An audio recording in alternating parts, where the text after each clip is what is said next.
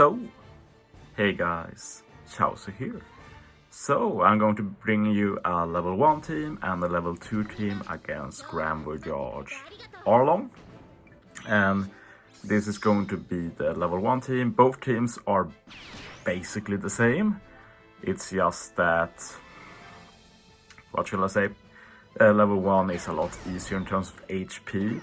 Like when I did level 1, I basically just tried to speedrun, do it as fast as possible. Didn't really care too much about doing it optimally damage-wise and everything, because it was pretty easy. But level 2 HP is a lot higher, it's a lot harder, so there I went full-blown optimal. But that run is also a lot longer. So here I try and go as fast as possible. Pretty straightforward. Stage 1 there, just trying killing one turn. We're going to be swapping Nami Robin quite a bit. Here is very useful. Here we basically bypass the negative orb debuff by getting empty orbs. Empty orbs is not good, but it's better than negative orbs, so it works pretty well. So yeah, I'm actually going to just kill now. This works out very well because the chain debuffs are at 8 turns left. When we get to the next stage, it will be 6. We also get a 6-turn burn next stage. So basically, we can just stall them both out at the same time, and it works out pretty well. Basically, removing the burn on stage 3 is mandatory, and with this team, and we don't have any special or such to remove it. Well, we have Hiyori, they are here to remove burn, but they are here to remove the burn on the final stage, not this stage.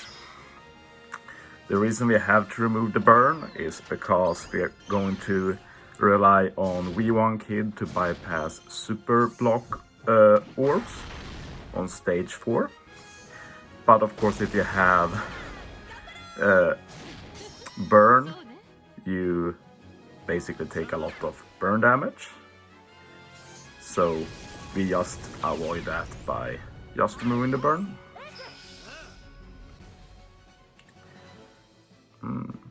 Thinking about it, like you should only take burn in specific situations, I guess. So could have maybe avoided it, but it works out pretty well this way.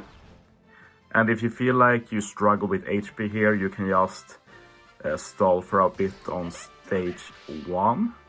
Heal up as much as you can by just continuing to hitting perfects with Ace as captain and swapping Chauzu. But yeah, with my investment, I live decent comfortably with like 4k HP. So if you need a bit more, just stay a few extra turns on stage 1. I do mess up my swaps a bit here. I could have got the super swap for Ace and Yamato final stage. Per support, very nice to keep the orbs. Another miss I do with his run is that I don't use the superclass Uta right away. Now I end up not getting her extra buffs, but pretty low HP on level 1, so it works out decently. But yeah, the great thing with this captain combo is that we, after that stage 3, where we get screwed over by the spear, we can remove all the special bind, all the paralysis, which is very clutch. One thing to note about the ship is that it's not required. If you get Ace's super swap, you go to full immunity with burn, and Arlong after revive will actually just die from the burn. So if you feel scared about missing a perfect, you can just go for another ship, easier perfect ship of some kind, to make it a bit more reliable to hit perfects. Just something to be aware of.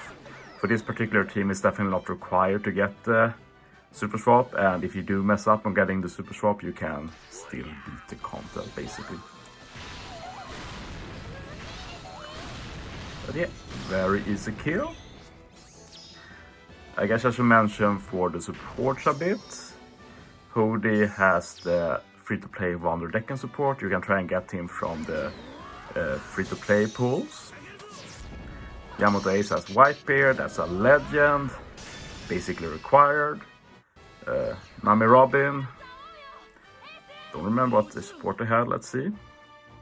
Oh, Karina, pretty nice for reliability, getting guaranteed matching orbs as well as some damage reduction. Wouldn't say required, but it's very nice.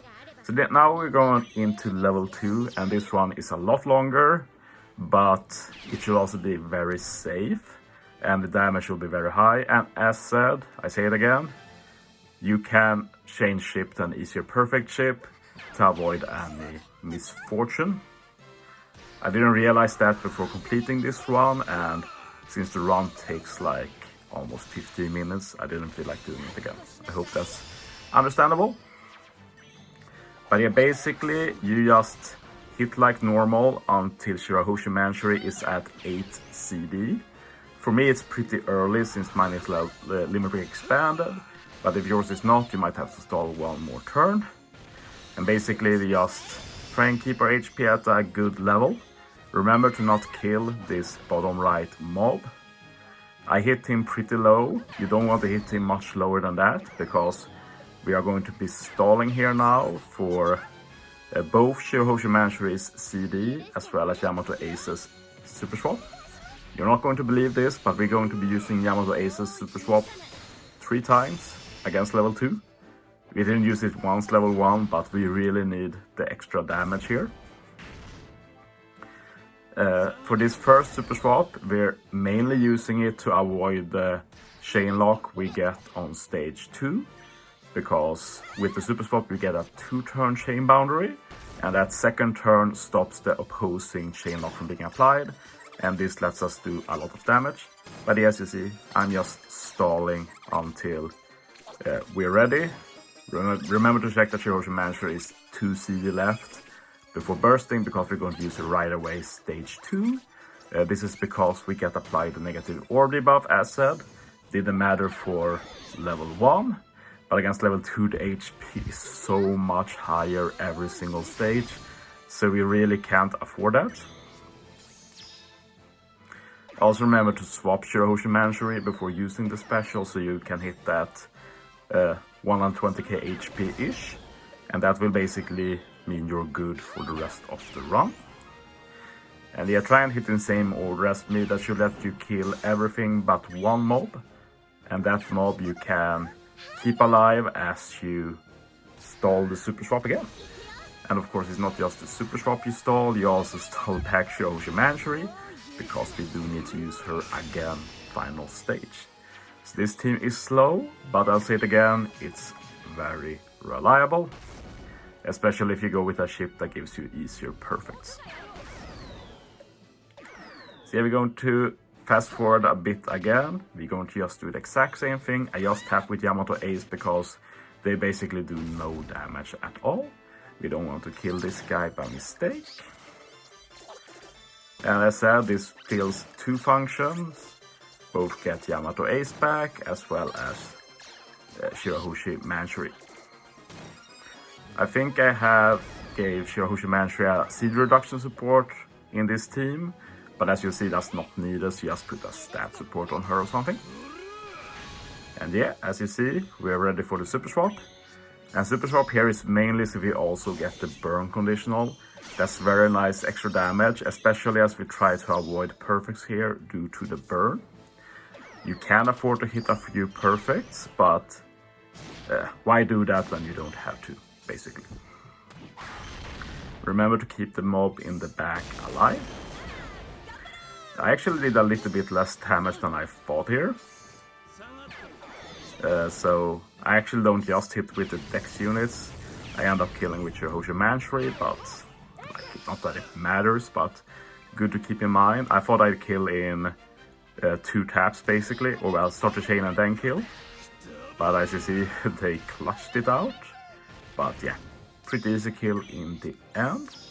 And as you see, with the Karina especially, we don't take much damage at all. And we're free to stall again. As you see here, I start doing some damage because I realize I need to kill this guy. But then I start thinking, I can just stall out the burn, that's fine.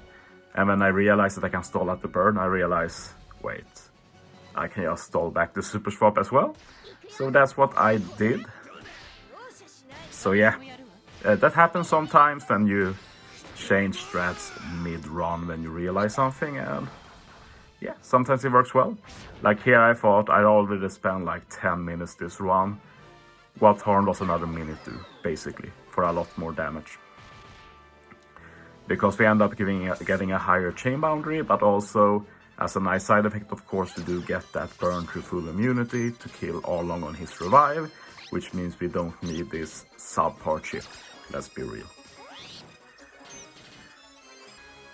So yeah, we're ready now. So we swap Robin again. Basically, run from now on is exactly the same as level 1. Level 1 just had a lot easier ride until now. And basically, the coming stages also have a lot higher HP, it's just that the buffs we're getting is so high that we don't care. We still do incredible damage here. And yeah, remember to try and hit perfect so you don't consume a bomb orb. So yeah, basically that's what I want to say before, because with burn usually you can avoid hitting perfects and you're good. But with bomb orbs, if you don't hit perfect, you take damage.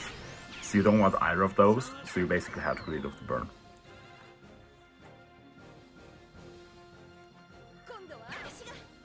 But yeah, remember to swap back Nami, so she actually does some damage. Nami's only striker in her solo dex form, which obviously fits well for what we do. I also want to say that this is kind of a copium team, because this is a striker focused team, and I'm just thinking this content would have been so much better if it was striker focused, but it is what it is.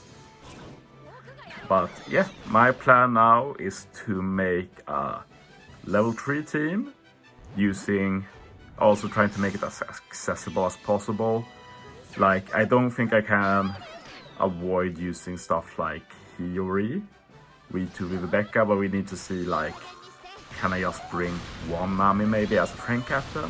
Can I avoid V2 Ray League? Stuff like that is what I'm going to be testing tomorrow. Or well, I record this a day before, so basically, hopefully, yeah. Thanks for watching, guys. See you next time.